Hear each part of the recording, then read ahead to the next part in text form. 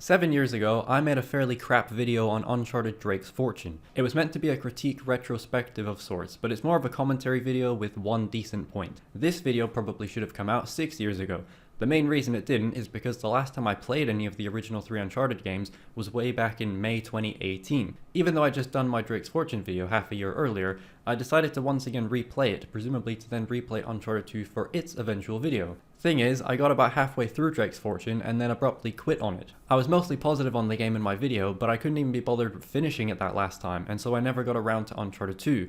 And that is kind of a beautiful microcosm of the two games, somehow, as Uncharted 2 effectively polishes all of Uncharted 1's rough edges. Uncharted 1 wasn't a bad game, but I don't feel bad for skipping it to get to Uncharted 2 and beyond, and in retrospect, I should have done that 6 years ago. Uncharted 2 Among Thieves is a perfect blend of exciting action sequences, memorable and fun characters, and genuinely awe-inspiring visual splendor. Those who know me know that I am a certified Uncharted 3 lover, so I've always appreciated and enjoyed Uncharted 2, but maybe not ever as much as I did this most recent time. We'll get into it all that. We'll get into it all that, I've written. We'll get into it all that, hopefully, but I'm genuinely amazed at how well this game all holds up. Especially because since not finishing Drake's Fortune all those years ago, I'd kind of regressed Uncharted in my mind as a fairly average series with perfect music soundtracking it all. But that is far from the truth, and I was very silly to dismiss Uncharted. I was probably just sick of it, having exhausted each game since the remaster release in 2015. I don't know if it was mentioned in the Uncharted 1 video, but I legitimately made a new user account on my PS4 in 2016 to re-platinum Drake's Fortune because I was so bored and didn't have anything else to play. That is not a very common feeling these days, you know, being a kid and just playing the shit out of that one game you had. Anywho, you know how this goes by now. We do a boring, confusing plot rundown. We stumble over most words, and maybe we'll make a decent point along the way. Or two along the way. I messed it up. Thanks for being here, as always, as my voice already starts to go. Also, I'm sure I said many things about all the Uncharted games in my war crime that is the Uncharted 4 video. Obviously, I did not rewatch that video, and neither should you ever go near it, so please keep in mind that my opinions have probably changed because that's a thing that can happen. This is meant to be light entertainment, folks, and it took me far too many years to realize that. I'll always try for some genuine and earnest analysis, but mostly I'm just spewing out my nonsensical thoughts. Uncharted 2 Among Thieves has a hell of a start. It's so hellishly beginning that I don't even know what to say about it because you know it's great. Well, I guess that's the video then. It's great for many reasons, and infamously I'm a pretty big fan of trains in games, so this really nettles its way into my hands, which are holding the controller and keeping me playing. That first shot of Nate where he realizes the snow is falling sideways, and then it pans out and he's upside down. Oh my, the perspective is great. I love how you see the bridge in the distance where this all happens, Nate swinging back on and into and then out of the train again. I also appreciate how, as you know, this doesn't happen until like halfway into the game. Spoilers. Infamously, again, the opening is in media res, which of course means that we start in the middle of the story with maybe the most literal interpretation of a cliffhanger, as Nate is covered in his own blood and you wonder how the hell any of this even happened. I think that's really neat and kind of strengthens a replay because for that first playthrough you'd just be on edge the whole time, wondering when this horrific train wreck is even going to occur. Or, on the other side of a positive coin, maybe you'll be so swept up in everything preceding this that you won't even realize what is happening by the time you're back on the train in some hours. And I love how they incorporate elements of Drake's Fortune. You hear music from that game during Nate's climb up the train, and you feel a long way from that relatively quaint island, not just in terms of scale but also ambition, both narratively and spectacle-y. It's just a masterful opening. Already in minutes the game feels so much grander and adventurous than the first. A proper and true globe-trotting bastard is sure to commence. We shift back and forth from this catastrophe to before the adventure, with Nate meeting up with Flynn and Chloe. I always forget that the initial plan was to just steal a Mongolian oil lamp and something about 13 or 14 ships. It's a very comprehensible entry point into the adventure, but not very memorable. I can't tell if it was 13 or 14 ships though, so I'm not sure how comprehensive it actually is. Anywho, Nate deciphers this letter from Marco Polo, and the three decide to steal the oil lamp and dick over Chloe and Flynn's employer, to go after the treasure for themselves. I enjoy how much of a geek Nate is about the adventure and uncovering these historical secrets. You really feel that thirst for adventure, which is bleakly paralleled with Nate barely being alive in the wreckage to come. What's the worst that could happen though, right? The end of summer and I'm still in love with her. Oh, God. As we even learned that Nate and Chloe have some history and plan to run off together after the job. There's a big book coming. I also think that Uncharted has such well-chosen camera angles. Not that this was the best time to mention it. Then again, But the way the camera zooms out to show the gravity of the crash, how the camera doesn't always follow you and is instead stationary. I'm sure to mention more of these when they happen. That would make sense. We're not even at the really good parts of the game yet, and already in Chapter 2's heist section, I was thinking how there are so many games like Uncharted, but there also isn't anything like Uncharted. Figure that one out. You probably know what I mean though. Flynn's unique animation for clambering over this pipe, the junction box conveniently being in the same room as the door with a comically large red switch, the way this guy you yank off a ledge falls into the ocean below and will swim away, non-lethal, as Nate likes it for once, the bloody genocidal maniac. It's the little things. What did AJ Styles teach us all those years ago? it's the little thing. That is the little thing. It's really, really good. As you'll notice though, that guy is very obviously not swimming away. I don't think this has ever happened to me before, but it seems that he hit the land or maybe rock formation just right there and yeah, I think that one might have been lethal. No, he's actually dead. He's even... Gameplay wise, this chapter introduces us to stealth, and I have nothing to say about it or really the melee combat either. It does what it needs to, and it is very much there, but that's all that is really worth saying. And when the music is as teasing as it is, why would you ever even want the stealth? It's really just a way to get you into the gunfight. You're never meant to fully stealth a section unlike The Last of Us or Uncharted 4. But I will never not be bitter about Uncharted 4's stealth because you can't even pick up rocks to use like bricks in The Last of Us. That's the one good point I make in my Uncharted 4 video. I'm still mad. So anyway, we get to this main tower and Chloe turns the lights off. We get in and smash open the lamp to find some blue resin. The map becomes readable once the resin is lit, and Nate surmises that a great tsunami flushed the baker's dozen boats far inland, also mentioning a mountain being key to finding it. It's also our first mention of the Chintamani stone and Shambhala, or Shangri-La, whatever you fancy. Nate is then promptly betrayed by Flynn for reasons that I don't really know. But considering them three were going to cut out someone a ditch, I guess Flynn just did the same. Flynn does say he already deciphered the letter, lulling Nate in to be the fall guy so Flynn could get away with ease. Analysis. You can tell I hastily replayed the game. From here, we hastily head to Borneo and set up an explosive distraction with Chloe's help after her and Sully get Nate out of that aforementioned Turkish prison, so Nate can poke around Lazarevich's notes. Aforementioned, but not by me because I didn't mention it because I'm good at this. Also, Lazarevich is the villain, but, well, we haven't really met him yet, so just forget I mentioned him. Chloe was seemingly not in on Flynn's betrayal, so she is our person on the inside. Once at the camp, Nate concludes that the Chintamani stone Lazarevich is looking for isn't here, and he must be trying to pick up Marco Polo's trail. Nate then realizes that there's been no sign of dead bodies around despite there being a tsunami, so they must have gone up to the mountain, to higher ground. Also, I never noticed that you could climb up here. That's neat. The two Borneo chapters are fairly slow going and mostly feel like a redo or a refresh of Drake's Fortune, since we really don't spend much time in these sorts of environments going forward. It eases you in nicely after that explosive intro. The gunplay is also now properly introduced, and you know what? It feels way better than I recalled. It's fairly tight and precise when aiming, and other words that make sense. I don't know, I enjoyed the simplicity of it. It's good fun, but maybe I'm just nostalgic. I also decided to play on hard difficulty for this playthrough. Crushing is a piss take, don't even get me started on brutal, who the fuck do they think they are? But hard ensures there is still some tension and challenge. I even died twice in this one part of chapter 4, how embarrassing. Looking through my trophy screenshots, I actually played the 3 remasters on release on the crushing difficulty, and now I'm struggling with hard. I completely forgot about the speedrun stuff as well. Oh man, that was so fun for these games that I knew inside and out. That sounded really insincere. Anyway, look at that shimmer in the air from the heat, presumably. What a lovely detail. Oh yes. And I guess remarking on that detail caused me to instantly be spotted. Or maybe it was me failing a literal one-button press stealth takedown. This made no sense. We make our way to the mountain and find even more of that iconic blue resin. I don't know if I said it was iconic before, but I was thinking it. Wandering through my bedroom, we find yet another map and also iconic Purba dagger, touted as being the key to making it into the iconic Shambhala.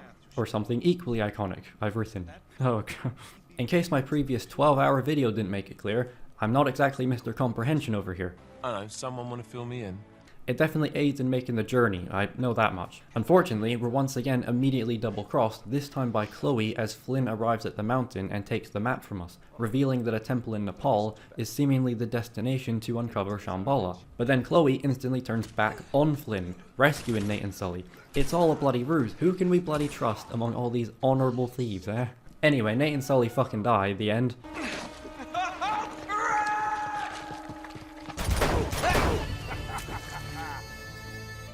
At least it is for Sully, who is conspicuously absent from the remainder of this game, which I always thought was strange.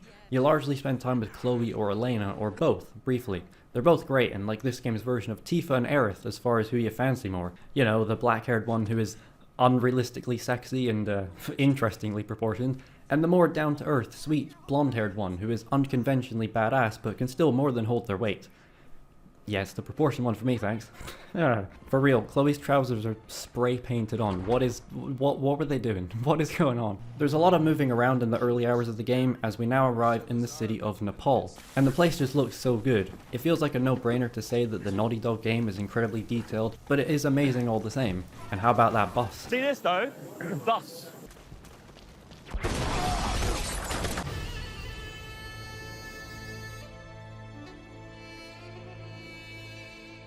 I also like how it being a city now is made kind of an obstacle, with the map we found detailing fields that obviously would not be here hundreds of years later. It's just a little thing that makes it all logical enough. As Nate and Chloe head to the highest point in the city, this hotel, after Nate realizes that the temple they're looking for lost my place. The temple they're looking for will have a matching emblem on the dagger. Sure, it's convenient he's standing literally right beneath the emblem, but these games should be called Uncharted, Drake's Eureka moments.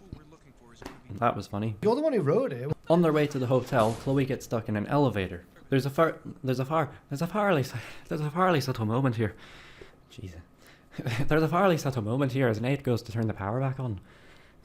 That wasn't that bad. Oh my god, what's happening? Alright. There's a fairly subtle moment here as Nate goes to turn the power back on. You'll notice that there is an iconic 92 FS pistol on the table. Hey, wait, isn't that the same pistol I picked up way back at the beginning to sickly headshot that guy? Indeed it is, not that I showed that, and also I missed the headshot, and also I've always called it the 92 FS, because I'm special. I guess we must be getting close to that train part then. It's a very little moment that probably wasn't meant to be anything, but I like it as a nod that you either notice or don't, and I never did before, as you largely used the 45 Defender pistol before this. Before this, covered my mouth when I said that, and that, oh god. Really good at this. We get Chloe out and enter a pretty fucking awesome helicopter sequence. We're jumping across roofs and into buildings, all the while shooting other enemies until the helicopter brings the building down with us in it. Oh yes. It's so seamlessly done that it comes across as simple, but putting this all together was probably pretty complex. Game development is hard, I reckon, guys. And I love this random clock ticking away when we jump to the next building, just that brief moment of quiet as the rubble and dust settles before the helicopter comes right back.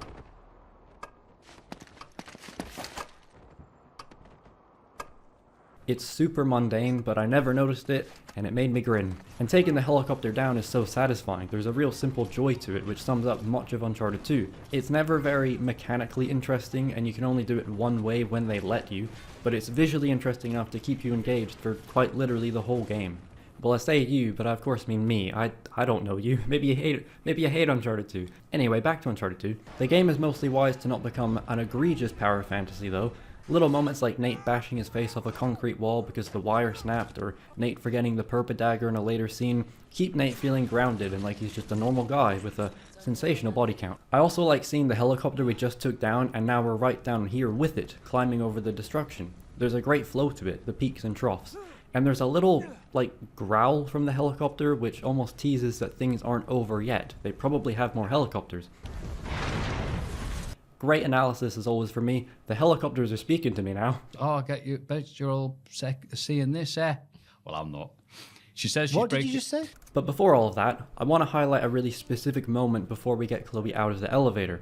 As you may know, I'm a massive fan of the music of Uncharted. I genuinely think that these soundtracks are some of the best in all gaming, and it always seems like no one ever mentions it, but it's seriously been one of the main elements of the series that has caused me to enjoy it so much. It is all at once beautiful and bombastic and atmospheric. Each game is so perfectly linked to their music, and if you got rid of it, it just would not be the same. I'm not going to get started on Uncharted 4. You know what? In fact, I may. I shall. Look, Uncharted 4's soundtrack isn't awful by any means. There's plenty of good moments and some decent tracks. I still think Brother's Keeper is a banger, in and outside of the game. It plays during the sword fight with Rafe, and it's really good. But it otherwise just has no presence. It has no atmosphere like these ones. They feel so tied to their environments and settings, and so much more thematically rich. Anyway, One of my favorite tracks in Uncharted 2 soundtrack is called Desperate Times, and it started playing, so I just went over to this ledge thing and stood over the city as the music swelled, and my god, I got chills from that shit.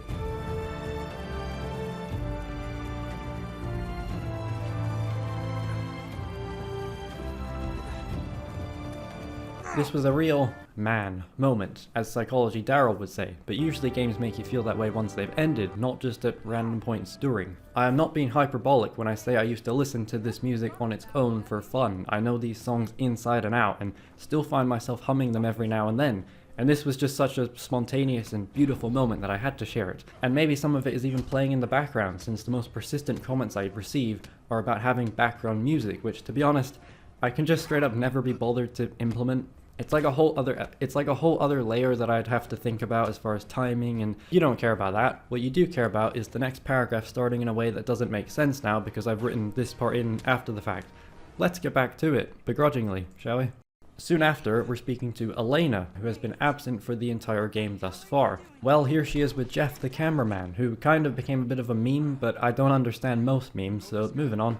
Unfortunately, you won't be seeing my footage of this scene because I didn't stop my recording when exiting the game, so for some reason it just deleted the recording instead of saving what had been recording. Thank you, PlayStation 5, maybe the $1,200 Pro fixes that. It's a good scene as well. Last year's model, you don't always have to be the bloody hero, you're in over your head with Lazarevich Nate, Elena asking if we're still doing this before I drop dead. You still doing this? Good banter from you, Elena. Anyway, they're coming with us, and I accidentally nailed this propane tank, so we are able to pass this stream by hopping from car to car, like a game of Frogger. Well, not really, because the cars move around and that, and... Okay, never mind, why am I talking about Frogger? Talking about body counts again, though. Oh man, I totally forgot about Nate's journal, and he has a whole page dedicated to it. The faces of Victor Sullivan, many of the things already seen and mentioned. It's a cool detail to think that Nate has just been doodling away, and even Chloe wants a look. Oh yeah, and we're now at the temple with Jeff and Elena, because I didn't mention that. Or Elena suspecting that the Chintamani stone, being a sapphire worth millions, is, well, suspect. She says Lazarevich doesn't need the money, so it must be something more. Anyway, this puzzle is as easy as looking in Nate's journal, because for some reason his journal is also a cheat code manual. Remember those? Man, I needed infinite health just to beat Count Dooku in the Revenge of the Sith tie-in game. He's like the first guy you fight as well. Anywho, it feels pretty lazy to me. Like, the entire design of this dude is just in here, but I'm also not sure how else this could have been communicated. I just don't really understand why Nate has this all drawn already when we're seeing it for the first time. Unless we're meant to believe that he just drew it in, but why does he already know how it should be arranged? Probably overthinking it now. Nope, just not noticing very obvious things. In chapter 4, when Nate is raiding Lazarevich's camp, you see these exact pages that he either copied or stole and taped into his journal. Remember this for later, I'm gonna do it again. Once it's all in the proper place, the stone separates, Nate falls off the thing, of course. We pop the dagger in, and after some nondescript tunneling, we're on to chapter 9, even though chapter 8 just happened. Yeah, I didn't realize just how quick some of the chapters in this game are. Uncharted 2 has 26 chapters, meanwhile every other game had 22, maybe 24 if you count Uncharted 4's 2 logs. So they definitely could have consolidated some of these chapters, but I also like how brief they are. It's like every new discovery or area brings about the next chapter, compared to some games now where a chapter could feasibly go on for hours and then you need sub-chapters, and at that point, what are we doing here? No worry though, because chapter 9 is amazing to look at. This room is nuts, with the weird dagger thing at the top and the faces. The scale is just immense. And then you're climbing up the dagger and onto the faces. It's pretty bastard cool, as I wrote in my pathetic notes. You use these mirrors to line up the reflections to get the dagger pointed at this dude's chest, and it's almost like we're taking part in a sacrificial ritual just to get in the guy's mouth. This part was always super memorable to me for its visual flair. I quite enjoy it. And just like that, we're on to chapter 10, as Nate pops the dagger in a thing once more, and it reveals this cool 3D model of a mountain that Nate recognizes because it was on his map. We escape the temple, but don't you dare try to sneak out because it's forbidden in the older Uncharteds to do that shit, and Jeff the cameraman, who shoots with a camera, has been shot. That's writing. It's also raining now, as we desperately try to save help. What? Wait, it's also raining now as we desperately try to save help Jeff through the onslaught. I say again, that's writing. Chloe was very adamant against taking Jeff and Elena with us and is seemingly forced to yet again turn on Nate before Flynn and Lazarevich catch up. This is big show levels of turning here. to the two people who'll get that. So we properly meet Lazarevich now, who has a strong start by instantly killing Jeff. Did you carry him all the way from the temple? Shame. I think I said in my cursed Uncharted 4 video that Lazarevich was the best villain. He certainly has a presence, and I especially like Nate's reaction to him. He regards him fairly seriously, and that does add to making Lazarevich feel rather a threat. I'm not sure he's the greatest villain, but he does the job, I'd say. He's an adequate adversary, but maybe the most risk-free and expected archetypal villain also. And Nate and Elena manage to escape and immediately go after Chloe on the train. I wonder if it's the same train from the opening. After hatching an egg of a plan to get Nate on the train, we battle through the rail yard. We battle through riding. But not before Nate crashes a train carriage right into said battle, prompting said battle, maybe hinting at how he ended up in a similar way later on. I like this, as I bury my head in my hands for the 72nd time whilst writing this script. Well, we're finally on the train, so let's run down how it all plays out. You take out your first guy and finally get the iconic M4, casually push another guy off the train, engage in some hand-to-hand, climb back out to get to the next platform. Oh no, there's a turret, better climb up and take them from the top. Gotta watch out for these brake lights now. Why do they have a tank? Fall through another container. Oh hey, there's another helicopter and now I'm trying to evade it whilst on a moving train, later escaping from it because we've entered a tunnel. In the tunnel you stealth kill some guys and then use a sniper rifle to quickscope while the train is turning through the tunnel and you're still dodging the brake lights. Past these cars and busting through the door, you eventually come out into the familiar snowy mountains, before a giant with a minigun gets in your path, so you shoot these logs off the train and off he goes, and then that helicopter from 10 minutes ago, because you kept dying over and over, reappears. So then you hop into another tank, and blow up the helicopter and its missiles, before finally reaching Lazarevich's right-hand man, who for some reason has the purple dagger, and sprints at you like a Nazi zombie. It's then Chloe who shoots the guy, saving you as his frostbitten hands are wrapped around Nate's neck. So that's kind of a lot, but I think what separates the train sequence from, say, the cargo plane in Uncharted 3 is that the cargo plane is very obviously a sequence, a moment. It's all visual splendor, and I still love it, but it feels very showy in a way Uncharted 2 never does. The train sequence is actually not so much a sequence as it is just the moment-to-moment gameplay, but on a train and consistently escalating in a very active, almost unbothered way. Even little things like how you try to throw a grenade are challenged here, as you may throw it right off the train as it jerks around a corner, or your perspective might be skewed as the train chugs up or down. Maybe you can slink past the enemies on this side because the carriages are covering you. It's funny that the part involving a train manages to not really feel so on the rails. The joy and fun of it all is that you're still making everything happen. You're combating not just the enemies and helicopter, but also the environment. And despite my rundown of all the action parts, it actually starts a little slow. It takes its time to build the tension, and there are a few moments where for at least a few seconds, nothing much happens as you move through the train. It's not constant, it doesn't overwhelm you. I'm not sure if it beats The Walking Dead for my favorite train in a game. They do occupy completely opposite ends of the train spectrum, but it's up there.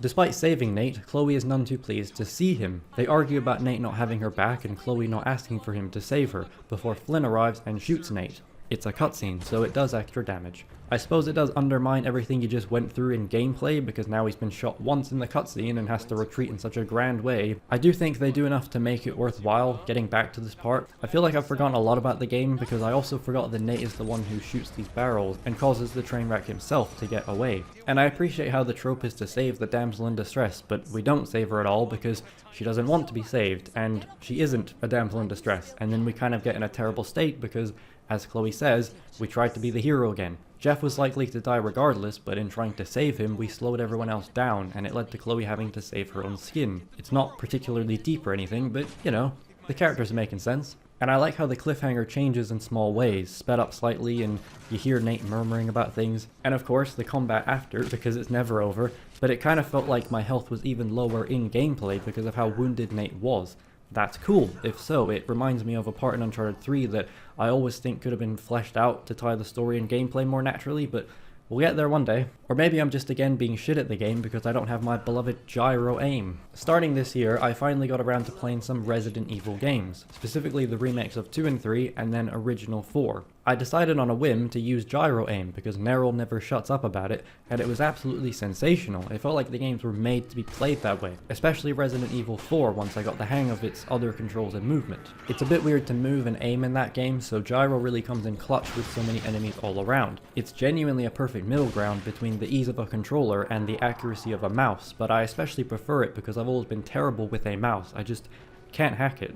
So something about the weight and feel of a controller helps me. Also, my brain does this stupid thing where I'm moving my controller and the gun is moving in the game, and that just really pleases me. You can maybe understand my concerns then with coming back to a PS4 remaster of a PS3 game on my PS5 controller, which has gyro functionality, but you can't use it in the game. I just rhymed game with game. I'm not kidding, I was genuinely a bit worried that it'd be insufferable to try and use the sticks again. But no, it was fine. It would be neat to re-experience the original trilogy on Steam using their built-in gyro enablers, but we know that's just never gonna happen. That is all. Nate stumbles out into the unforgiving frost, and it's unclear how long it's been before a mirage-like man appears and Nate is saved. Yes, the absolutely boy. Yes, the absolutely boy Tenzin has arrived, and Nate is days later unscathed and in this lovely little village that we get to peacefully walk through before we come back and it's a war zone. Also, Elena is here having followed the train tracks. That'll do it, I guess, but where did she go from there? Did she hop down the tracks and find Nate's footsteps? Does the train stop off at Tenzin's village somewhere? Otherwise, great coats in this winter section. Just great jackets, good winter looks all around, especially Elena. She's looking good. Jacket on, jacket off. Jacket on, jacket off. And then just jacket on will do, everybody. Yeah, Just jacket on. Really good notes here, by the way. Yeah, really good. We also meet Carl Schaefer, who similarly to Nate tried to search for the Chintamani stone some 70 years ago, which gives this journey a feeling of inevitable failure as everyone keeps trying and, well, failing to find the thing. Yeah. Did they fail though? I don't know, we'll find out. It's also the classic low point of the story, like in Uncharted 1, when Nate seemingly is ready to give up, and it's mostly Elena who convinces him to carry on, mentioning that the Purba Dagger is the key to entering Shambhala, which we already know. I said it in like chapter 3.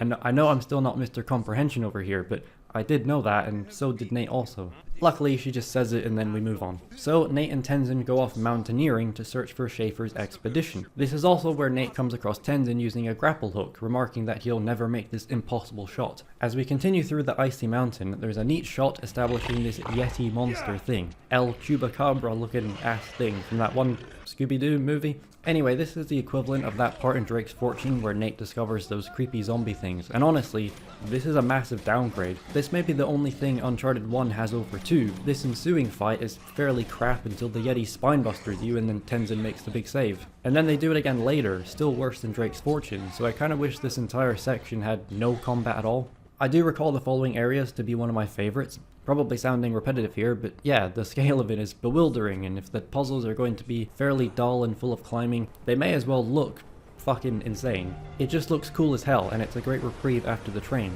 This game really is just as simple as cool action, funny dialogue, great environments and spectacle, and that's not me downplaying it by calling it simple. It's a compliment that it all comes off with such ease. We solve the dual puzzle with Tenzin and find more resin alongside some dead Nazis. Never mind the Nazis, check out that cheeky little MP40, forgot that was here. But is it worthwhile? Again, this is fairly blatant of Uncharted 1, and after the constant action from the train, it really wasn't necessary, and I feel like we could have introduced these Yeti monsters later on, or just not fought them yet. Later in the monastery, you see them climbing all over, and I think that might have been more effective, but what do I know? It would also make things more intriguing as to what happened to these Nazis, as you see they'd been shot. Was it Schaefer, or was it the Yeti? Did the Yeti grab that MP40 and get a UAV inbounds kill streak on these Nazi fucks? Actually, scratch that, there's 5 of them. That's a Predator missile, that is. I'm rambling, but no, it was actually Schaefer who killed them to stop them from abusing the stone's power, or something. I'm not so sure just yet. Also, speaking on the Yeti monsters, I have to make a confession. When I first played Uncharted 2, I think it would have been 2012 probably,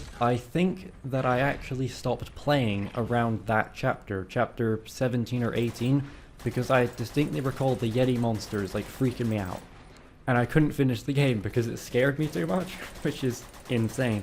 It was either that part, or later, like chapter 25, when the Guardians are properly there and you have to fight them, because those guys take a lot of damage to kill, and like I say, I think they scared me. Not that anyone asked. Okay.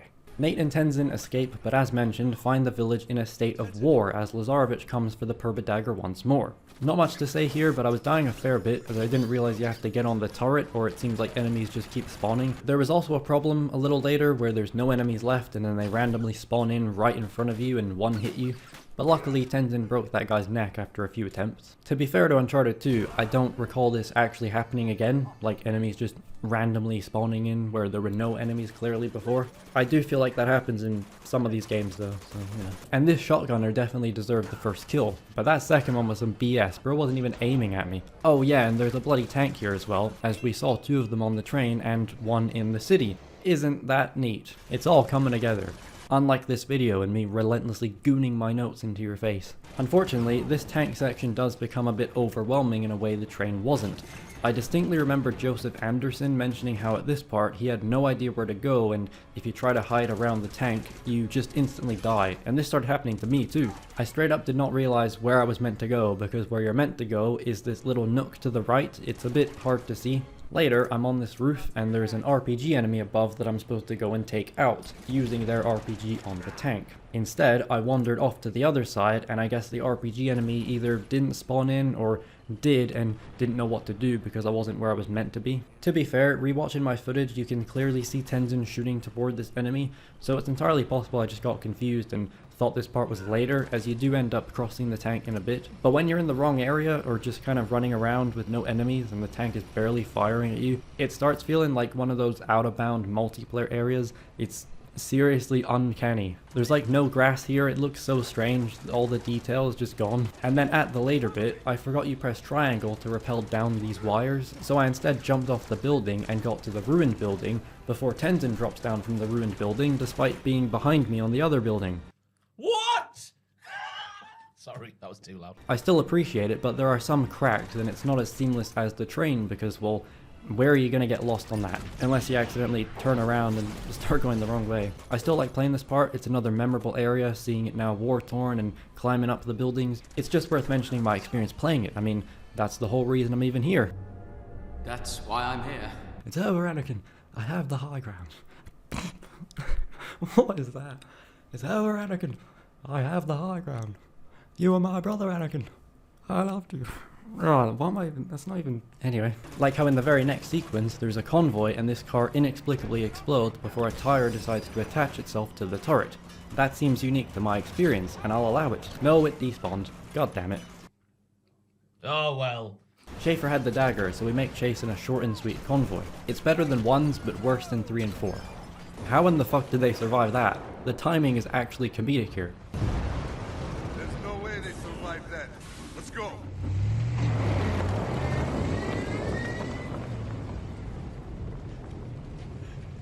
Wow.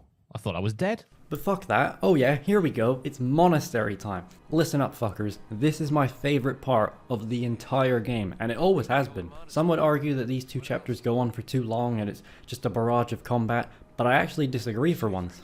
I mean, it is a barrage of combat, but I don't agree that it's a problem, which surprises me. Then again, I'm not sure how Nate and Elena even get here. They don't go past this gate, so they must have climbed down and around, but where? If you go back to where they appear, I just don't see it. You even instantly die when you try to drop to the one ledge that also, how would they have gotten to?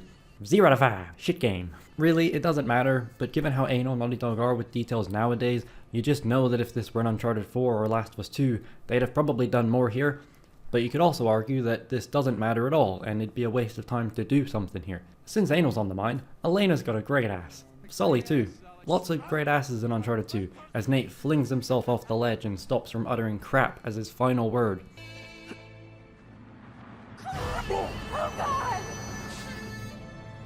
I thought it was funny. Never mind, I think they got up here because Elena can fucking ascend. That probably helped. Anyway, the monastery is so great. I love how much of it is climbable. You know, you still can't really do a stealth and there's still a straight line as far as where you're going, but it does add a little more. From there, it's just building after building, goons after goons, and an endless gauntlet. An endless gauntlet. An endless gauntlet. It does become a bit problematic when at one point Elena tells you to be subtle and then the game won't let you. You just can't seem to get through this area stealthily, and I somehow spent 13 whole minutes on this one bit. Speaking of bridges, Nate and Elena have some more bad luck with them as we crumble yet another in our attempt to get inside the monastery. Yeah, I probably should have distinguished. All that stuff before was the outer monastery, and it was cool, but the inner monastery is especially my absolute shit. Or as I said earlier, my absolutely shit. We make our way to Schaefer, who ends up dying soon after, but Nate is reinvigorated by Schaefer's belief and is implored to destroy the stone and stop Lazarevich. The secret entrance to Shambhala is also here at the monastery, which you probably could have presumed. Nate heads off to this tower to get the dagger back, and Elena goes to scope out the secret entrance.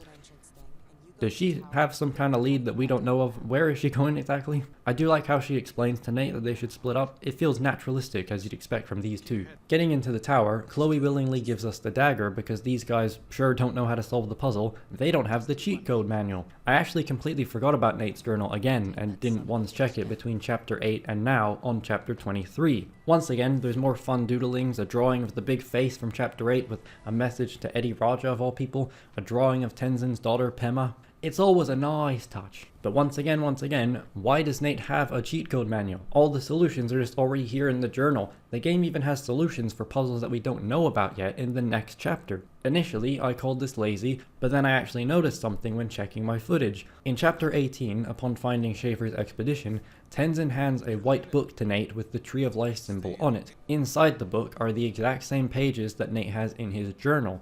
So what's actually happened here is that Nate has ripped these pages out of the book and taped them into his journal, which is actually a clever detail. We don't see him do this, he actually throws the book away and it seemingly despawns, but still, there is a reason of sorts. Anyway, I mainly love the monastery chapters for how you traverse it. So you start at this tree part, then you go up and make your way to the tower by heading right here. It's really boring and mundane, but I loved turning around here and seeing the tree where I was. Then you solve the puzzle in this tower, climb out and rappel down to this big temple area where a gunfight is sure to ensue, as Lazarevich's men pull down statues to brute force their way into Shambhala. Then you rappel back down after opening the secret entrance, and it's just this really neat little semicircle of sorts. See this area down to the left? That's where you come back up. I just like it. It's satisfying and feels believable how you traverse. Every bit leads into the next. I also love how the entrance to Shambhala is hidden in plain sight, as we return back to the tree, and it's not quite a grand entrance. This area seems like it would be it, but I like the oversight nature of it. Overlook, even, since from up here, where you open the entrance, you'd be overlooking, and such. Anyway, bloody spins and daggers, and we're there, mate. But not before Lazarevich comes around and threatens to kill Elena, and then Chloe in a 1-2 fashion, to punish Nate, and then incentivize him to help.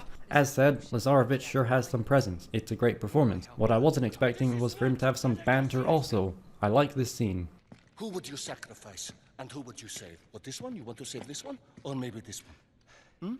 Good scene. I also thought that this big door led straight to Shambhala, but I completely forgot about the next section, and for good reason, because it's kind of unremarkable, which is disappointing. You may recall me saying I had one proper critique of Drake's fortune at the beginning of the video.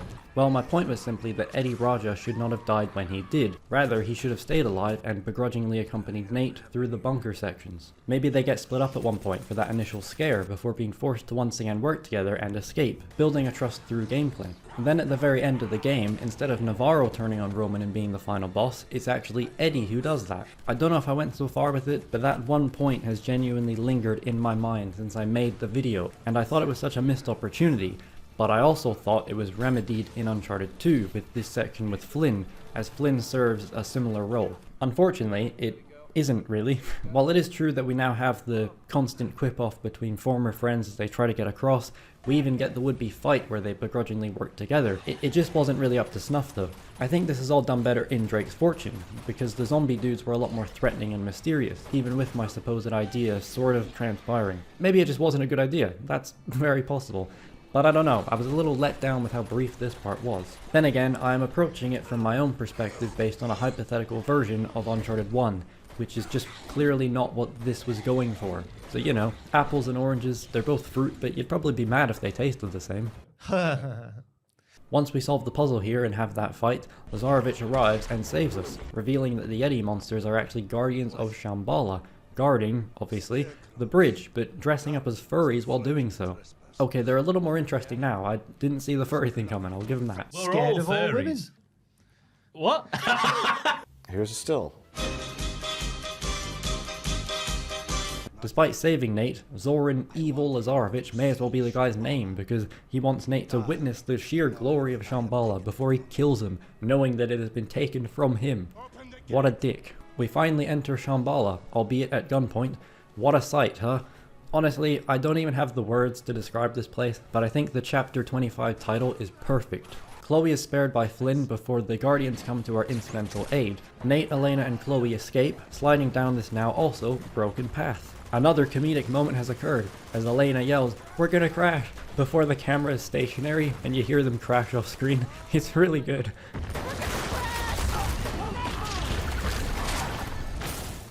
It is not a mark on Elena, acting-wise or character-wise, but her voice can be very funny sometimes. I don't know what it is. I didn't remember how long we spent in Shambhala, but given how brisk the game has been thus far, I was presuming it wouldn't be longer than an hour. And isn't that kind of insane? This whole area designed for barely an hour of gameplay, with Nate even saying stuff like, "We're not here to sightsee." Meanwhile, Uncharted 4 is just straight gooning itself. I jest. But the game isn't really. We also find more dead Nazis in Shambhala, which answers my question of how far Schaefer's expedition actually went. I probably cut it out whilst writing, but I was kind of going back and forth trying to figure out if they ever even made it to Shambhala, or if they died in the Ice Temple, or if they made it to Shambhala and then returned to the Ice Temple where Schaefer killed them. Was Schaefer with them in Shambhala? Is that why he knew where the secret entrance was and didn't tell us for the love of the game? RIP Schaefer, you were a real one. I guess you were also a Nazi at one point. Moving on. Chloe takes exception to Nate and Elena's plan of stopping Lazarevich, saying they should get out while they can. But nah, Nate's gonna murder the guy, come on. I'm just waiting for the murder. Just waiting for when I'm needed for murder. Chloe decides to stick around since I guess we're already here, so why not? I feel like I've given that exact reasoning for every single thing I've made a video about, but if you're already there, I mean, yeah, why not? You're already there. We're attacked by more Guardians and they do not mess about. I was getting proper sliced, I was. Is this Call of Duty Nazi Zombies or what? I've said Nazi way too many times in this video. On a whim, Nate realizes that the blue sap resin stuff is flammable due to prior instances of it being lit. Traversing through the lost city of Shambhala, once again, I'm lost for words. I didn't even realize what I did there. Well, hey, he's a writer after all. That's writing. That's analysis. That's gooning. Kook, bitch! I just don't know what to say about it. We're essentially in the sewers of this place now and it still looks goddamn majestic. I wish I had the vocabulary or historical know-how to compare this to something. My best word would be archaic, but that just means a bit old, which isn't really emblematic of the design, more so a fact of the place being old. It feels simultaneously foreign and inviting, it's grand and ancient and such. Nate actually says at one point that the place feels haunted, but that isn't at all how I felt. Anyway, we get up this wall a la carte, joke, but we are slightly delayed by Elena trying to get some extra reps in. What's she doing? Kook, bitch! I think I mentioned long ago about bringing up specific angles and shots that I liked, only to never do it again. But how about this one as we climb this staircase toward the main temple where the Chintamani stone is believed to be? What a thrill, huh? Inside, we see the Guardians and Lazarevich's men duking it out. This is almost a precursor to Left Behind, the DLC for The Last of Us where you can pit infected and hunters against each other. I remember this fight being pretty hard, but I did it first try, so I did. The blue sap explosive is a little thing, but it's all about the little things, is it not? We climb some more stairs as I have more Final Fantasy VII Remake flashbacks, revealing that the resin is actually amber, tree sap from the Tree of Life. But not this tree. That tree. That's a silly thing I like, by the way. There's like 3 trees that could be the Tree of Life, but it's the one massively overgrown. Which makes sense? Which I guess makes sense, right? It's been around for so long. So much life. So much life. So much life. So much life in that tree. Oh god. What a great guy. What a great guy. One of the greatest guys. I can't. That's really bad. That was, yeah. Um, More on that later, though. Flynn is also here, barely alive and with a parting gift grenade from Lazarevich. Elena is fairly wounded by the gift, but I feel like we've taken similar damage from similar ranges. Counterpoint, cutscene. Nate once again goes off to save the world. Chloe once again compels Nate to give up this stupid crusade. Off we go anyhow. Never mind, I changed my mind, let's leave. no, I'm gonna carry on. I guess we'll carry on. Why? All together now, because we're already here. My memory and comprehension has failed me once more, because I'm not sure anyone ever explicitly says Fountain of Youth, but that's essentially what Lazarevich is drinking from, this pond which heals his wounds, so it's probably that. He also senses that Nate is there, which is peculiar. Nate fires a shot into the pond and Lazarevich is merely knocked down, while his men are killed. Mere bullets and explosions are no match for the Fountain of Youth. But how about a lot of bullets and explosions? Yeah, that will do the trick I think, as I defeat this boss battle on my first try. It was a bit of a piss take, actually. Granted, I know how to cheese it and be in the right places to do the most damage possible, and to its credit, it's still a tense fight. The music is fucking pounding into your ears and Lazarevich's screams make me shudder because I'm a little bitch. While you do literally just shoot him a bunch, I do like the simplicity of it once more. Shooting the pawn sap put him down, so yeah, the most logical thing to do is just that over and over, I guess. The battle is finally won, but Lazarevich is spared by Nate, so the Guardians get to finish him off for stealing their water, and so the game can convince you Nate isn't a genocidal war crime. Works for me. What a great guy. What a great guy. One of the greatest guys. That's awful. That is fucking awful. What a great guy. What a great guy. One of the greatest guys. Nathan Drake, one of the greatest guys. What a great guy. Okay, never do that again. I really can't jump to save his life though, again. Look at him fall. Look at him fall.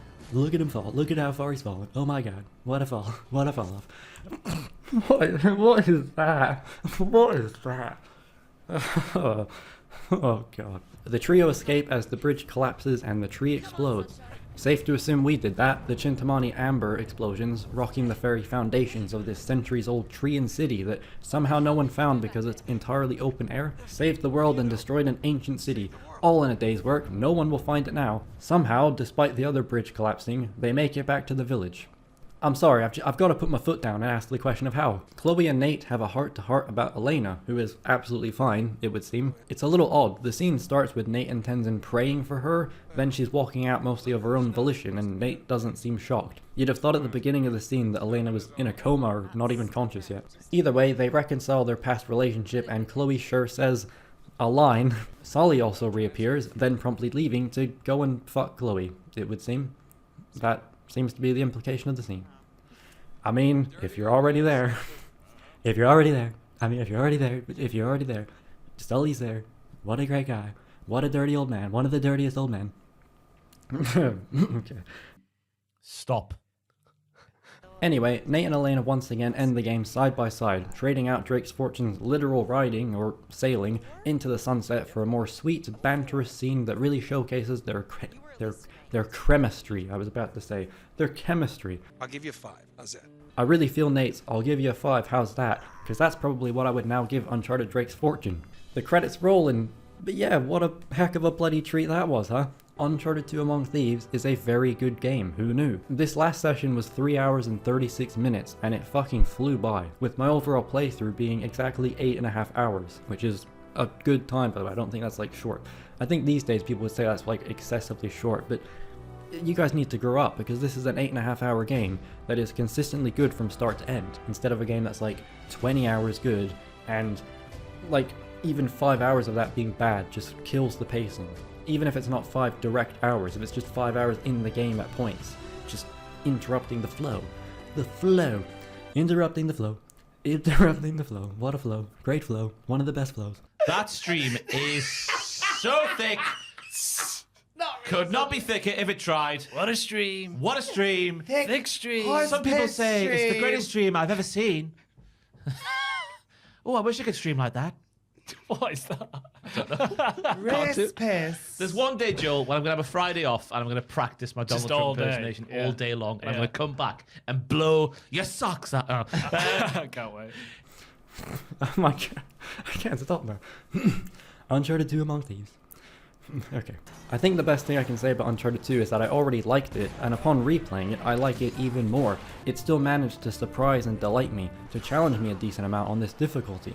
Obviously it doesn't have the emotional or impacting plot of A Last of Us, but for what it's going for in its adventure, it just absolutely nails it with little to no compromise. Most games struggle to keep the pace up, keep you invested for long stretches of time, but Uncharted 2 never gets old. It's so brisk and brief and joyous, I say. As said, your time in Shambhala of all places is fairly short despite the whole game building to it, but you leave not being underwhelmed and instead craving just a little bit more. The game all flows so well. And given how frequently I will rewatch or replay something only for it to not quite live up to how much I once enjoyed it, it's such a gift to be able to revisit what was once my favourite video game series and come away from one of the games being more in love with it than ever, almost like I'm enjoying it for the first time again because it's been so long. So, Uncharted Drake's Fortune on half of a playthrough gets a 5. What about Uncharted 2 Among Thieves? Honestly, I gotta give this game at least a 9 out of 10, which I'm only really making a point of to be consistent with the Drake's Fortune video. I give it 4.5 stars. Lovely. As you know, I've perpetually thought of Uncharted 3 as a 10 out of 10, but will that score still ring true when I finally replay it after all these years and ring its bell? Will it ring true when I ring the bell? Stick around for that one in another 7 years. Alright, that's the video. Alright, that's the video. That's the video. What a video. What a great video. One of the greatest videos. Alright, that's the video. See it.